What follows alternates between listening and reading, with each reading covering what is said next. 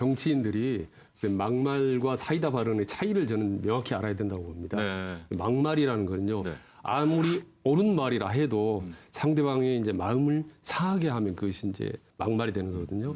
근데 이제 사이다 발언은 설령 틀린 말이라 할지라도 시원하게 상대방을 즐겁게 해주면 그건 이제 사이다 발언이 되거든요. 근데 본인들은 옳다고 얘기해요. 그 말이. 설령 옳고 팩트도 맞는 말일 수도 있지만 그게 누군가에게 상하게 한다면 그건 막말이 되는 겁니다, 사실은. 그러니까 막말이나 사이다 발언은 본인이 판단하는 거 아닙니다. 상대가 판단하고 국민들이 판단하거든요. 이 중요한 차이점 좀 간과를 하는 것 같아요.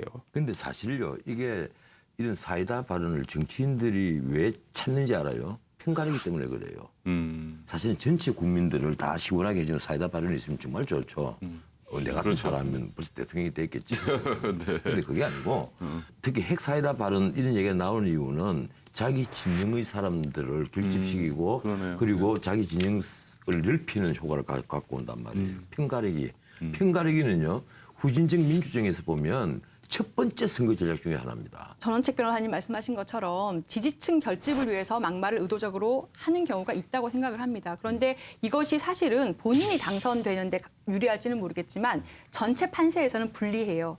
통합당의 전체 그러한 사이다 발언 내지는 막말을 오가는 그런 발언을 좋아하시는 분들도 있지만 좋아하지 않으시는 점잖은 분들도 많기 때문에 전체 판세에서는 통합당에게 불리합니다. 그런데 여기서 주목해야 될 것은 이번 막말 파동으로 볼 때 차명진 의원이 사실은 이런 막말을 한 게 처음이 아니지 않습니까? 그러니까 통합당에서 막말 의원을 걸러내는 시스템이 부족하다.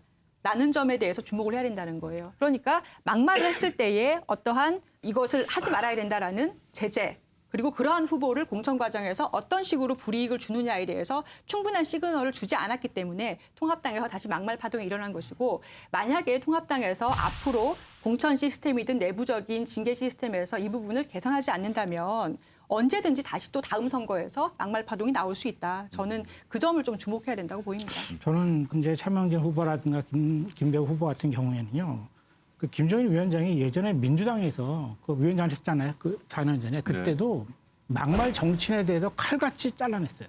그러니까 그걸 다시 보여준 거예요. 그러니까. 그런데 그 전까지 아까 말씀하셨지만 계속해서 막말하는 미래통합당 의원들이 있었어요. 사실은.